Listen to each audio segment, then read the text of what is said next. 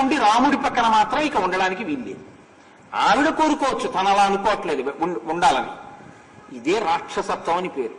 ప్రేమించి acid పోశాడు పచ్చబద్ధం, కామించి acid పోశాడు రాక్షసత్వంతో. అలా పేపర్లలో రాయడం మొదలెడితే ఎవడపోయాడు. కానీ మన దరిద్రం ఏమిటంటే ప్రేమించి యాసిడ్ పోసాడని రాస్తారు, ప్రేమిస్తే యాసిడ్ పోయాడు. అక్కడ వస్తోంది దరిద్రం అంతా, భాషలో మాట తారుమారు చేయడంలో వస్తోంది. కాబట్టి ఒక అక్షరం పోతే ఎగిరిపోతుందండి. పరపతి సౌకర్యం కల్పించడానికి పరసతి సౌకర్యం కల్పించడానికి తేడా లేదు.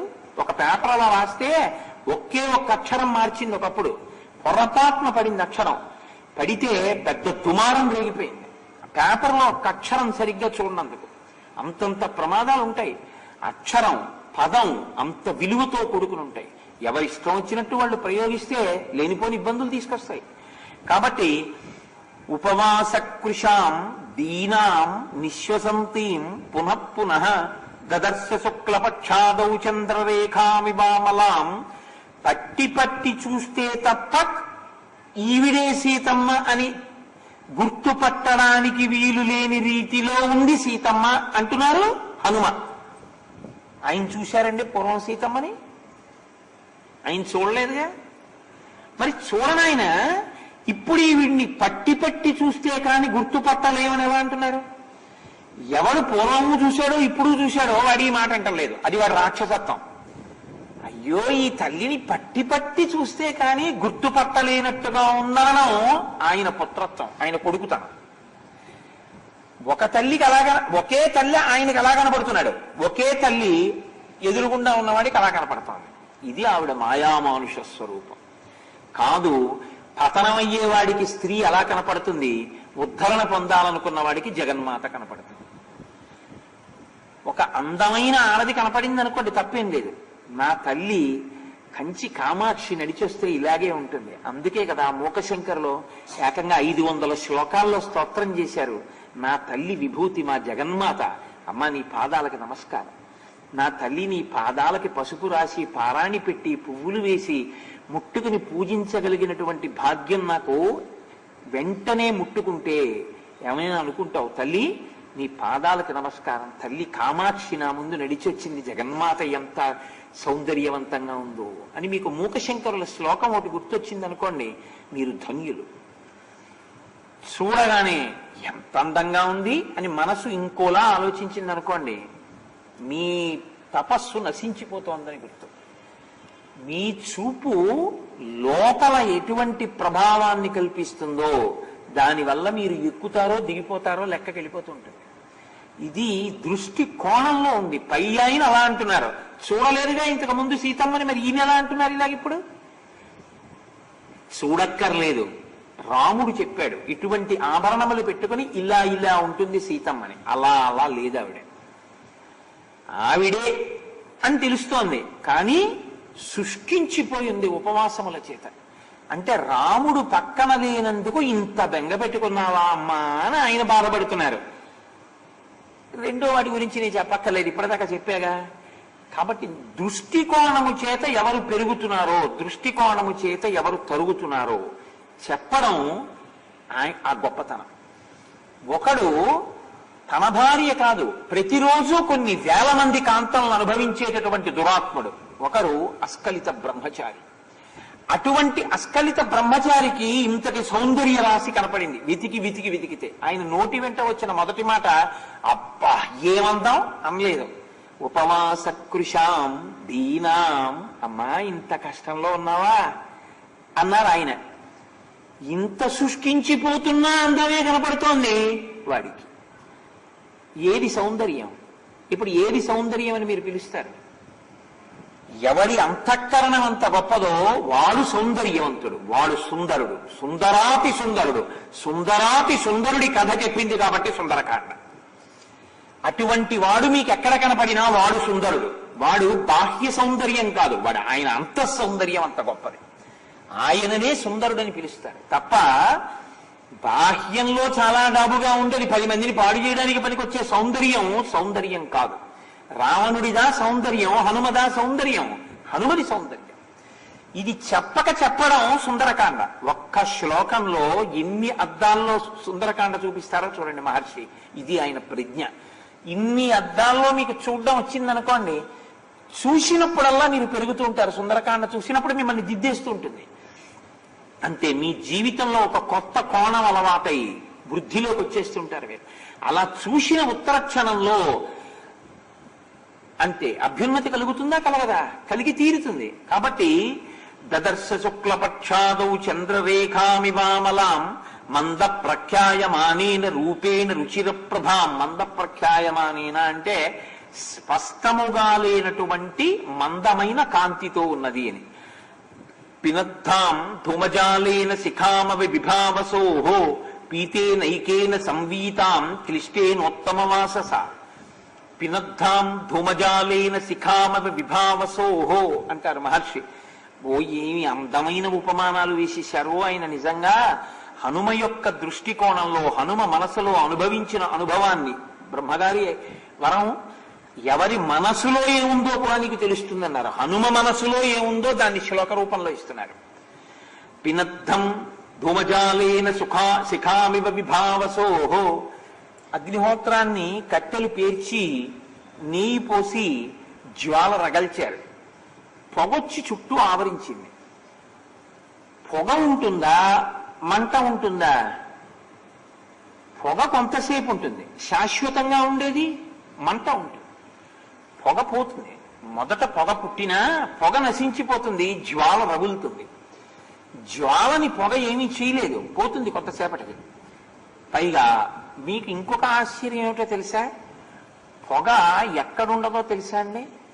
పొగ లేనిది ఎక్కడంటే అగ్ని జ్వాల ప్రారంభ స్థానం ఎక్కడుంటుందో అక్కడ పొగ ఉండదు అసలు.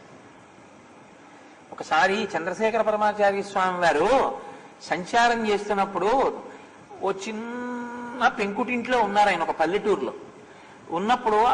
అందులో బ్రాహ్మణ కుటుంబం. ఆ బ్రాహ్మణి ఆవిడేదో పొద్దున్నే పాపం ఏదో కాస్తున్నారు. కాస్తుంటే పొగ ఇల్లంతా పట్టేసింది. ఆయన ఉదయానుష్ఠానానికి కూర్చున్నారు, అంతా పొగే. శిష్యులు వచ్చి అన్నారు, అంత పొగ పట్టేసిందండి, ఊపిరి ఆడటలేదు, ఎలాగన్నారు. అంటే ఆయన స్నానం చేసి వస్తున్నారు తెల్లవారకట్ట. ఆయన అన్నారు, ఈ పాత్ర పట్టుకెళ్ళి ఎక్కడ నుంచి పొగ వస్తోందో అక్కడ పెట్టండి అన్నారు. అంటే తీసుకెళ్లి పొగ ప్రారంభం ఎక్కడో అక్కడ పెట్టారు. ఆయన చక్కగా కూర్చుని అనుష్ఠానం చేసుకున్నారు. ఎందుకో తెలుసా అండి? అగ్ని ఎక్కడ నుంచి రగులుతోందో అక్కడ ఉండదు, ఆ పై నుంచి పొగ ఉంటుంది. అంటే సీతమ్మ చుట్టూ రావణులు చేరారేమో కానీ సీతమ్మని ముట్టుకోవడం కూడా వాళ్ళకి సాధ్యం కాదు. ఈ పొగ నశిస్తుంది, ఆ మంట ప్రకాశిస్తుంది. అంత తాను ఆవిడింట్లో ఆవిడ ఉందనుకోండి, ఇప్పుడు ఆవిడని ఏమనాలి? దరిద్రం అనుభవిస్తోందన్నారు కదండి. ఆవిడ దారిద్ర్యాన్ని పొంది ఉంది అనాలి. ఎందుకని అంటే తన ఇంట్లో తనకి ఇంకొక బట్ట లేదు. శంకరాచార్యులు వారు కనకధార చేయడానికి వెళ్ళినప్పుడు కనబడ్డ వృద్ధ బ్రాహ్మణిలాగా ఆవిడికి లేక ఇప్పుడు ఇలా ఉంది. ఆవిడికి లేక కాదు, రావణుడు అనుభవిస్తున్న ఐశ్వర్యం కూడా ఆవిడ అనుగ్రహమే. కానీ ఆవిడ అలా చీర మార్చుకోలేదంటే, అలా మార్చుకుందామంటే తీసుకోవలసిన బట్ట ఉన్న ఇల్లు, ఇక్కడి నుంచి నేను తీసుకోవచ్చన్న ఇల్లు ఒక్కటి ఆ రాజ్యంలో లేదు. ఇప్పుడు రావణుడు ఒక్కడ పోతాడా? లంకంతా పోతుందా? లంకంతా పోతుంది. అలా పుచ్చుకోవచ్చన్న ఇల్లు ఒకటి ఉంది కదండి విభీషణుడిది, మరి ఎందుకు పుచ్చుకోలేదు? అలా పుచ్చుకోవచ్చు అన్న ఇల్లు ఉన్నా ఆ ఇంటి శోభని ప్రకాశింపజేసే గుణం రావణుడికి ఉంటే కదా. మరి చెప్పిన మాట విన్నాడా? భీషణుడు చెప్పిన మాట తాను ఉండడు, అలా ఉందామన్న వాళ్ళని ఉండనివ్వడు.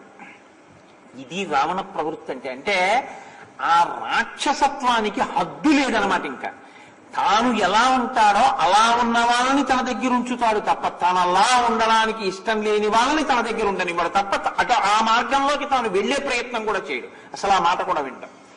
ఇది కరడు కట్టిన రాక్షసత్వం. కాబట్టి దీన్ని అనుగమించి ఆ పట్టణంలో ఉన్న వాళ్ళు ఎవరున్నారో, ఆ రాజ్యంలో ఉన్న వాళ్ళు ఎవరున్నారో అందరూ నశించిపోవలసింది.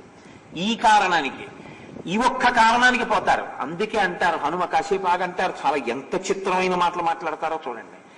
ఈవిడి వల్లే నశిస్తున్నారు అందరూ అన్నారు. ఆయన పట్టుకున్నారు. ఆయన మహాప్రజ్ఞావంతులు. హనుమంటే రాముడు నిమిత్తం. ఈవిడ వల్ల చనిపోతున్నారు చనిపోయే వాళ్ళందరూ అన్నారు. ఆవిడ అందుకు వచ్చింది. అందుకే మహర్షి సీతాయాశ్చరితం మహత్తన కథకి పేరు పెట్టడానికి కారణం అది. కాబట్టి పీతేనైకేన సంవీతాం క్లిష్టేనోత్తమ వాసస సపంకా మనలంకారాం విపద్మ వివపద్మినీం. ఆవిడ పద్మములు లేనటువంటి ఒక తీగ ఎలా ఉంటుందో అలా ఉంది. ఏ విధమైనటువంటి అలంకారములు చేసుకోకుండా ఉంది. ఎందుకు అలా ఉండాలి? ఏమీ చేసుకోకపోతేనే వాడు అటువంటి దృష్టితో చూస్తున్నాడు. ఇప్పుడు అలంకారం చేసుకుంటే ఏమవుతుంది? తన యొక్క అందం ద్విగుణీకృతం అవుతుంది. ఆవిడ అందం రాముడి కోసమే, ఆవిడ అందం రావణుడి కోసం కాదు. కాబట్టి ఇప్పుడు ఆవిడ దగ్గర అలంకారములు లేక కాదు, ఉన్నాయి ఆభరణాలు, కానీ పెట్టుకోవడానికి కూడా ఆవిడ భయపడతాం. ఎందుకంటే వాడి చూపు అటువంటిది. ఇది ఎంత తనకి లేనిది తాను కట్టుకోలేదు, తనున్నది పెట్టుకోలేదు. దీనికి కారణం ఎవరు? వాడు నశించిపోతాడా?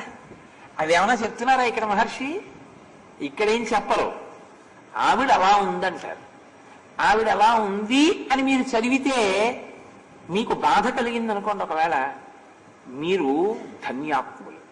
ఎందుకో తెలుసా అండి?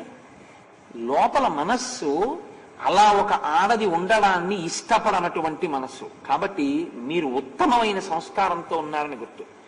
అది విని మీ మనసు సంతోషించింది అనుకోండి, మిమ్మల్ని మీరు ఎక్కడో దిద్దుకోవలసిన అవసరం ఉందని గుర్తు. అది కూడా సుందరకాండ అర్థం. మీ హృదయ సంస్కారానికి నిరూపణ చెయ్యగలిగినటువంటి దర్పణంగా నిలబడుతుంది ఎదురుగుండా.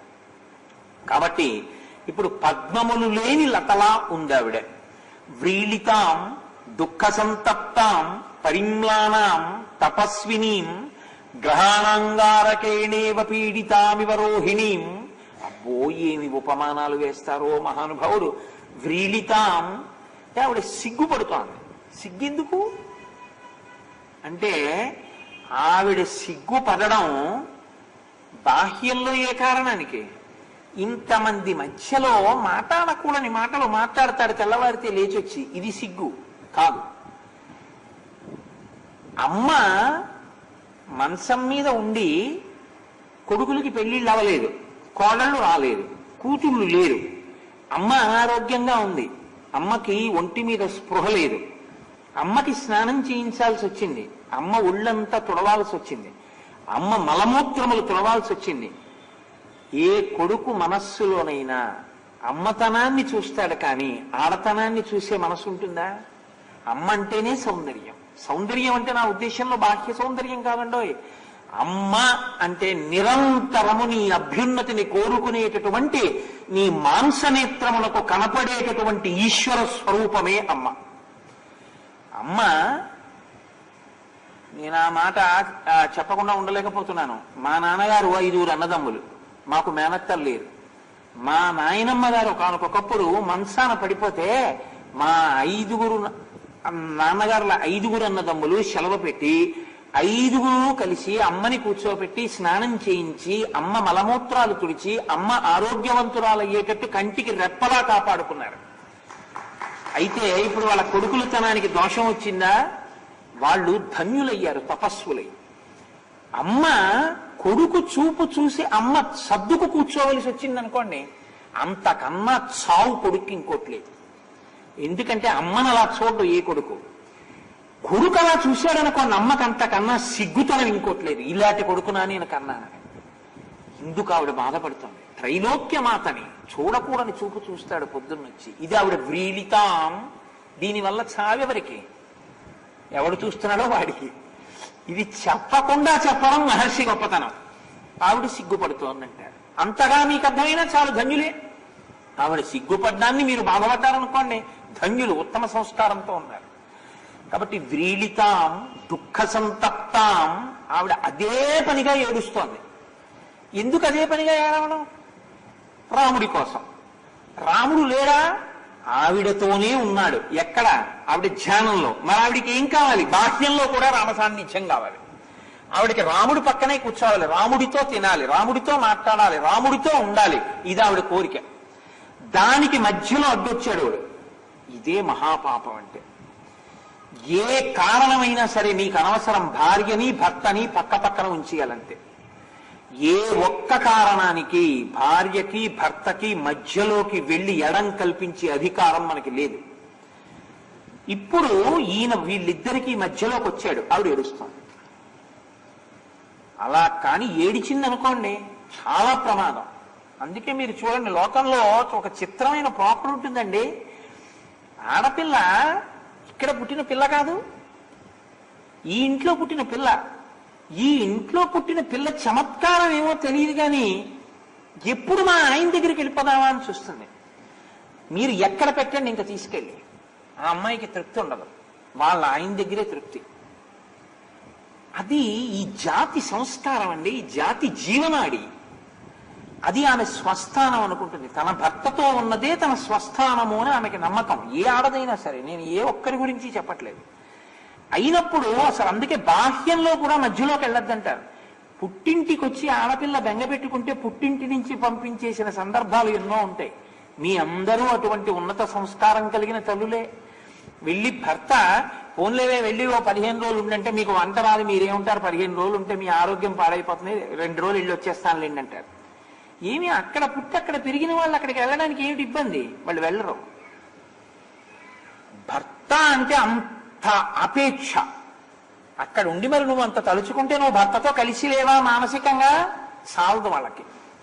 తనంటూ వండితే ఆయన కోసమే, తనంటూ తిరిగితే ఆయన కోసమే, తను అలంకరించుకుంటే ఆయన కోసమే, తను ఎదురు చూస్తే ఆయన కోసమే, తను దెబ్బలాడినా ఆయన్ని, ఆయన దెబ్బలాడినా తన్ని, కొట్టుకున్న వాళ్ళిద్దరే, తిట్టుకున్న వాళ్ళిద్దరే, కలిసి ఉన్న వాళ్ళిద్దరే. అదే దాంపత్యం అంటే కదండి.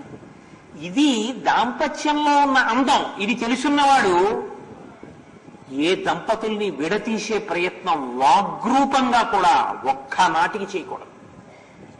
ఒకవేళ నేను ఈ మాట అంటే వాళ్ళిద్దరికి మధ్య ఎడం పెరుగుతుందేమో అన్న అనుమానం వచ్చింది అనుకోండి, ఓ ₹1,00,00,000 ఇస్తాం ఆ మాట అందరూ అన్నా కూడా అనకూడదు. ఎందుకంటే భయంకరమైన పాపం అదే లోకంలో. అలా అనకూడదు, చాలా ప్రమాదం. కాబట్టి నా దగ్గరికి ఒకప్పుడు ఆయన వచ్చాడు.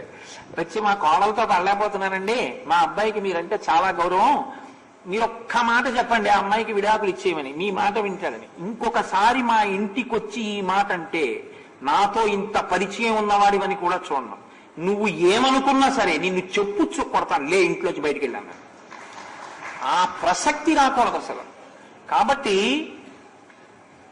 అలా ఆవిడ ఏడుస్తుంటే వీడు సంతోషించడం ఏంటండి తీసుకొచ్చి? అది పుట్టిల్లే పోనేది ఏమన్నానా? పుట్టిల్లు కాదు, అత్తవారిల్లు కాదు, రెండూ కాదు. ఆయన కోసం ఆవిడ ఏడుస్తుంటే ఆవిడ ఎత్తుకొచ్చి ఇక్కడ కూర్చోబెట్టి నువ్వు నాకు కావాలని వీడండం ఏమిటి? ఎంత దారుణమైన విషయం అది. ఇది ఎవరి పట్ల ప్రమాదం? ఆవిడికే ఉందండి, ఇవాళ కాకపోతే రేపు ఇంకొక వారం రోజులు పట్టాభిషేకం చెప్పేస్తాను, రామచంద్రమూర్తి తొడ మీద కూర్చుంటుంది నా తల్లి. పోయినవాడు పోయాడు అంతే, తిరిగిరాడు రావణాసుడు. ఎందుకు తెచ్చుకున్నట్టు ఈ ప్రారంధం? ఆవిడ జోలికి వెళ్ళాడు, భర్త నుంచి వేరు చేశాడు. సుందరకాండని మీరు సుందరకాండగా వినకండి, సుందరకాండలోంచి జాతి వజ్రాలని ఏరుకోండి. ఇది ఏరుకున్నప్పుడు అసలు ఏ ఇంట కూడా దంపతుల మధ్య అశాంతి అన్న మాట రాదు, అందరూ సంతోషంగా ఉంటారు. మీకు నేను ఒక మాట చెప్తాను, మీరు తొందరపడి దాని గురించి ఏమనకండి, బాగా ఆలోచించండి. సమస్యలు 195 మనుష్యుల యొక్క మనఃప్రవృత్తుల వల్ల ఏర్పడేవే. మీ మనస్సుని మీరు సక్రమంగా పెట్టగలిగితే, అహంకారాన్ని కొంచెం తొక్కిపెట్టి సక్రమంగా ఉండగలిగితే 195% సమస్యలు అసలు ఉండవు. 195 సమస్యలు ఎందుకు వస్తాయో తెలుసా అండి? ఆభిజాత్యముల వలన సృష్టింపబడతాయి. తండ్రితో కొడుకు ఎందుకు దెబ్బలాడాలి? కొడుకుతో తండ్రి ఎందుకు దెబ్బలాడాలి? తల్లి మీద కొడుకు ఎందుకు దెబ్బలాడాలి? అన్నతో తమ్ముడు ఎందుకు దెబ్బలాడాలి? అధికారి మీద ఉద్యోగం ఎందుకు తిరగబడాలి? పక్కవాడి మీద ఇంకొక పౌరుడు ఎందుకు తిరగబడాలి? నా అంతవాణ్ణి నేను ఏదో అహంకారం. ఎక్కడో అక్కడ మానసికమైనటువంటి జాడ్యానికే సమస్యలు వస్తాయి. అసలు ఉన్నతమైన మనస్సుతో ఉన్న చోట్ల 195 సమస్యలు ఉండవు. మిగిలిన 5% ఏముంటాయో తెలుసా అండి? ప్రారంధవశాత్తు వచ్చేటటువంటి అనారోగ్యం లాంటివి ఉంటాయి అంతే. దగ్గొచ్చింది, ఒకళ్ళ వల్ల రాదది, వాడి కర్మ కొద్దీ వాడికి వచ్చింది అంతే. అలాంటి సమస్య ఉండాలి. వాడికి ఉద్యోగం రాలేదు, ఏదో ఉండాలి. అంతేగాని ఆయన ఏమిటోనండి అలా నన్ను అంత మాట అనేశాడు అని ఏడవలసిన అవసరం ఉండదు, దెబ్బలాడుకోవలసిన అవసరం ఉండదు. ఇవన్నీ ఎందుకు వస్తాయంటే 100% మనస్సు వల్లే వస్తాయి. మనస్సు యొక్క కోణం ఎంత ప్రమాదాలు సృష్టించగలదో, ఎంత అగ్నిపర్వతాలు బద్దలగొట్టగలదో, ఎంత బీభత్సం సృష్టించగలదో మీరు రామాయణాన్ని బాగా అర్థం చేసుకుంటే, సుందరకాండను అర్థం చేసుకుంటే మీకు అర్థమవుతుంది. తన కొరకే అని ఆలోచిస్తారు. తను సుఖపడితే చాలు, తను అనుకున్నది జరిగితే చాలు. మిగిలిన వాళ్ళందరూ ఎంత ఏడవనివ్వండి వాడికి అక్కర్లేదు. ఒక్కొక్కడి ధోరణంతే. తను సుఖపడుతున్నానా లేదా, ఇంకొకటి ఏడుపు అక్కర్లేదు. ఇట్లాంటి వాళ్ళ వల్ల ఏమవుతుందో తెలుసా అండి, ఏడిచే వాళ్ళ సంఖ్య పెరిగిపోయి వాళ్ళతో పోదు, వాళ్ళని కన్నవాళ్ళు, పైవాళ్ళు, వాళ్ళ గురువులు అందరూ దెబ్బతింటారు. సంకుచితత్వం ఎంత ప్రమాదమో, స్వార్థం ఎంత ప్రమాదమో, విశాల హృదయం ఎంత గొప్పదో సుందరకాండ మీకు చూపిస్తుంది. శ్లోకంలో ఒక్కొక్క మాట మీరు నమ్మండి నమ్మపోండి, ఒక్కొక్క రోజు ప్రసంగం. నేను అందుకే మా గోపాలకృష్ణ గారితో అప్పుడప్పుడు అంటుంటాను, ఇప్పుడు కాదులేండి రామాయణం, నేను రిటైర్ అయిపోయాక మొదలెడతాను, ఆఖరి శ్లోకం చెప్పి నా ఊపిరి వదిలేస్తే చాలంటూ ఉంటాను. అంత గొప్ప రామాయణం అండి, అమృత భాండం రామాయణం. కాబట్టి పీతేనైకేన సంవీతాం క్లిష్టేనోత్తమవాసస ప్రీళితాం దుఃఖ సంతప్తాం పరిమ్లానాం తపస్వినీం. ఆవిడ వాడిపోయిందిట. పరిమ్లానాం అంటే వాడిపోవడం అంటే స్వరూపం అలాగే ఉంటుంది, కానీ నీరసించిపోయి శారీరకముగా కదలడానికి ఓపిక లేనంత స్థితిని తనకి తాను తెచ్చుకుంది ఉపవాసముల చేత. పరిమ్లానాం ఎందువల్ల అలా వచ్చింది? అనారోగ్యానికి కలవాడు, అందుకే శిశుపా వృక్షం కింద పెట్టాడు. శిశుపా వృక్షం ఏం చేస్తుందో తెలుసా అండి, అనారోగ్యం రాకుండా చూస్తుంది. దానికి అదో లక్షణం ఉంది, దాని గాలికి. ప్రత్యేకించి స్త్రీ సంబంధమైన అనారోగ్యం రాకుండా చేయడంలో అది జట్ట అని ఆయుర్వేద శాస్త్రంలో ఉంది. కాబట్టి అందుకుని తీసుకెళ్లి శిశుపా వృక్షం కింద కూర్చోబెట్టాడు. ఆవిడికి ఏ అనారోగ్యం రాకూడదు, రాముడిని కలవరించి లేనిపోని ఇబ్బందులు తెచ్చుకుంటుందేమో, బతికుండి మనసు మారి తన పాంపు చేరాలన్నది రాక్షసత్వం అంటే. తనంత తాను జబ్బొచ్చి ఆ శరీరం పడిపోవడాన్ని కూడా వాడు అంగీకరించాడు. అందులో రాకుండా ఉండే చెట్టు కింద కూర్చోబెట్టాడు. లేకపోతే అన్ని చెట్లుంటే ఇంకో చోట కూర్చోబెట్టుకోవడం ఏంటి, ఏ చంపక వృక్షం కింద, వాడు శిశుభా వృక్షం కిందే ఉంచండి అన్నాడు. ఇది హద్దులేని రాక్షసత్వం. ఇంకా మీరంటే ఒక శ్లోకాన్ని ఇటు తిప్పితే రావణుడి ఉద్ధతి, ఆ శ్లోకాన్ని ఇటు తిప్పితే సీతమ్మ వైభవం, ఇన్ని కింద తిరుగుతూ ఉంటుంది సుందరకాండ. కాబట్టి గ్రహాణాంగారకేణైవ పీడితామివ రోహిణీం, అంగారక గ్రహం రోహిణి వంక దుష్టమైన చూపు చూస్తే ఎలా ఉంటుందో ఆవిడ యొక్క పరిస్థితి అలా ఉంది. ఎందుకంటే రోహిణి చంద్రుడి యొక్క స్వక్షేత్రం, ఆవిడ చంద్రుడి యొక్క ఇల్లాలు. చంద్రుడి ఇల్లాలని అంగారకుడు దుష్టబుద్ధితో చూడకూడదు. దుష్టబుద్ధితో కూడుకున్నటువంటి అంగారకుడు రోహిణి వంక చూడకూడని చూపు చూస్తే ఆ రోహిణి ఎంత బాధపడుతుందో అంత బాధపడుతోంది సీతమ్మ తల్లి. అశ్రుపూర్ణముఖీం దీనాం కృశాం అనశనేన చ శోకధ్యానపరాం దీనాం నిత్యం దుఃఖపరాయణం. అశ్రుపూర్ణముఖీం, ఆవిడ కన్నుల వెంట నీరు కారి కారి కారి కారి కారి కారి జారిపోతోంది. ఆవిడ యొక్క వక్షస్థలం అంతా తడిచిపోయింది. ఈ మాట ఎందుకు వేశారో తెలుసా అండి? దీని మీద ఒకసారి అశ్రుపూర్ణముఖీం అన్న ఒక్క పదం మీద చంద్రశేఖరేంద్ర సరస్వతి స్వామి వారు ఒక చోట మాట్లాడారు. అసలు ఆయన అనుభవించిన దృష్టికోణానికి అద్భుతం అనుకున్నాను. అశ్రుపూర్ణముఖీం అన్న మాట మహర్షి సీతమ్మ సుందరకాండలో ఎందుకు వాడారో చెప్పారు ఆయన. ఆవిడ ఎందుకు ఏడ్చిందో చెప్పారు ఆయన. పరాశక్తి ఏడిచిన సందర్భం అసలు వాంగ్మయంలో ఎక్కడా లేదు. అమ్మవారు ఏడవడం అన్నది ఎక్కడా లేదు. ఎప్పుడు ఆవిడ ఇంకోళ్ళని చంపగల పారేస్తుందంటే, రాక్షసుల్ని చంపడానికి విష్ణు అవతార స్వీకారం లాగే ఆవిడ అవతార స్వీకారం చేస్తుంది. కానీ ఆవిడ ఏడిచింది ఇక్కడ. ఈ ఏడుపు ఏమైందో తెలుసా అండి? ఆవిడ తపోధూమమైందన్నారు పరమాచార్య. తపస్సు చేసిన వాడి శిరస్సులోంచి ధూమం బయలుదేరుతుంది. అది అన్ని లోకాలు వ్యాపిస్తే దేవతలకు కూడా కళ్ళు కనపడం. కనపడకపోతే వాళ్ళు ఏం చేస్తారంటే బ్రహ్మగారి దగ్గరికి వెళ్ళి, అయ్యా వాడి తపస్సు పెరిగిపోతోంది, మీరు వెళ్ళండి అంటారు. మీరు వెళ్ళండి అంటే అప్పుడు బ్రహ్మగారు వచ్చి నీకేం కావాలని అడుగుతారు. వాడు ఉపశాంతి పొంది వరాలు అడిగి లేచి కూర్చుంటాడు. అప్పటితో పొగ ఊరుకుంటుంది. సీతమ్మ తల్లి అదే పనిగా ఏడిస్తే ఏమైందంటే ఆవిడ కళ్ళల్లోంచి బాష్ప ధారలు కారి ఆవిడ యొక్క వక్షస్థలం అంతా తడిసిపోయింది పవిట. ఇప్పుడు ఆవిడ ఇంకా ఏడుస్తోంది. ఇప్పుడు ఇంకా ఏడుస్తుంటే హనుమని పంపించారు. ఎందుకు పంపించారో తెలుసా అండి? ఇంకా ఏడిచిన తర్వాత పడకూడనన్ని బిందువులు కాని భూమి మీద పడితే అసలు ఈ భూమి ఉండదు. పతివ్రత యొక్క కంటి బిందువులకు అవి ఎక్కువ కాని భూమి మీద పడిపోతే, ధర్మరాజు గారి నెత్తుటి చుక్క కింద పడితే కొన్ని సంవత్సరాల క్షామం వస్తుందని ద్రౌపది గబగబా పరిగెత్తుకొచ్చి యవ్వని వాకిట నిభమగ పంకంబు రజభూషణ రజో రాజినడగు అంటూ గబగబా పవిట చెంగు చింపి కట్టుకట్టింది. మహాత్మ యొక్క స్థితి అలా ఉంటుంది. అటువంటిది సీతమ్మ తల్లి కంటి బాష్పధారలు భూమి మీద పడితే భూమి నశించిపోతుంది. నశించిపోకూడదు కాబట్టి హనుమని పంపించారు. ఇప్పుడు హనుమ వచ్చి ఏం చేశారు? యశోకవన్నింజనకాత్మజాయాం ఆదాయతే నైవ దదాహలంకాం నమామితం ప్రాంజలిరాంజనేయం. ఆంజనేయం ఆంజనేయం అని కన్నడ దేశంలో అంటారు. ఆంజనేయ స్వామి అని తమిళ దేశంలో అంటారు. హనుమ హనుమ అని మనం అంటాం. మారుతి మారుతి అని మహారాష్ట్ర ప్రాంతంలో అంటారు. జై బజరంగ బలి అని బాగా ఉత్తర భారతదేశం పైకి వెళ్ళిపోతే అక్కడ అంటారు. ఒక్క హనుమకి ఇన్ని పేర్లు దేశం అంతటా. ఆయన్ని పిలిచేటప్పుడు అలా పిలుస్తూ ఉంటారు. ఇప్పుడు ఆయన ఎందుకు వచ్చారో తెలుసా అండి? శంకర భగవత్పాదులు ఎలా వచ్చారో అలా వచ్చారు హనుమ. ఆవిడ కంటి వెంట పడిపోయినటువంటి బాష్పధారలు ఎక్కువై భూమి అంతా నశిస్తుందేమో, పుణ్యాత్ములు కూడా పాడైపోతారు. కాబట్టి ఇప్పుడు అది తీసేసి ముందు దాన్ని తీసుకెళ్లి ఎక్కడైనా పెట్టి నాశనం చేయాలి. దాని శక్తి నాశనమే. ఇంకా ఆవిడ కంటి నుంచి పడ్డ నీరు ఎక్కడ పెట్టాలి అంటే, ఏ భూమి దీనికి కారణమో, ఎక్కడున్న వాళ్ళు సుఖాలు అనుభవిస్తూ కూడా ఆ ఆడది మరి అనుభవించట్లేదని రాజును అడగలేదో వాళ్ళ ఇళ్ళు కాల్చాలి పెట్టన్నారు. ఆ పాపం ఎక్కడ జరిగిందో అక్కడ కాల్చేయి. ఆ తర్వాత రాముడు వచ్చి గబగబా ఆవిడ ఏడవకుండా చేస్తారనుకున్న హనుమ రామాయణంలో సుందరకాండలో సాధించినటువంటి అద్భుతమైన ఘనత ఏమిటో తెలుసా అండి? ఈ భూమి నశించిపోకుండా కాపాడారు పతివ్రత కంటిధారుల వలన. ఆ పాపాన్ని అక్కడతో లంకని కాల్చారు. ఇక ఏడవలసిన అవసరం లేకుండా ముట్టుకోకుండా కన్నీళ్లు తుడిచి ఆవిడ స్వాంతన పొందేటట్టు చేశారు. దీని వలన సీతమ్మ దుఃఖోపశాంతి కాదు, ఈ లోకమంతా శాంతిని అనుభవించింది.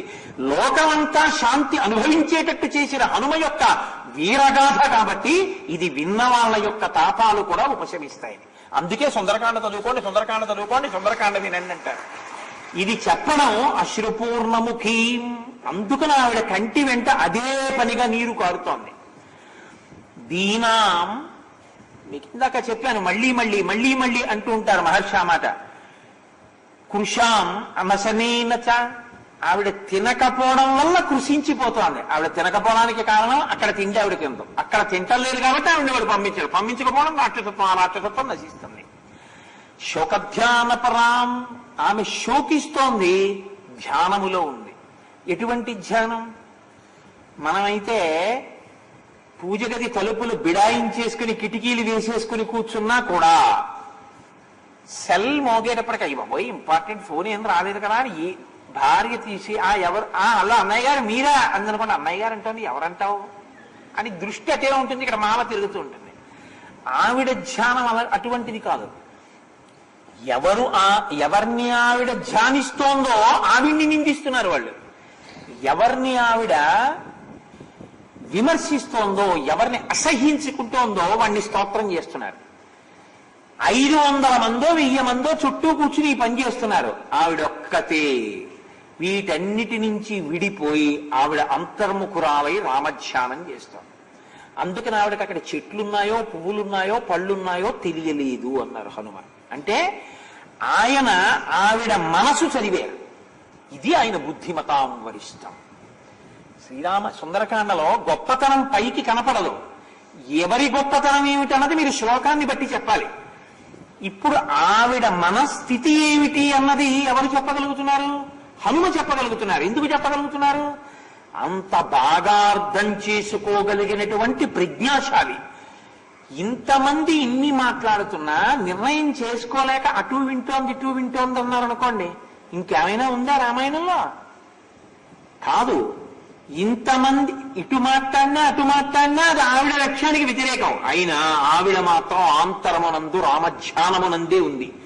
ఇది ఆవిడ యొక్క గొప్పతనం, ఆవిడ యొక్క ధ్యాన శక్తి సీతమ్మది.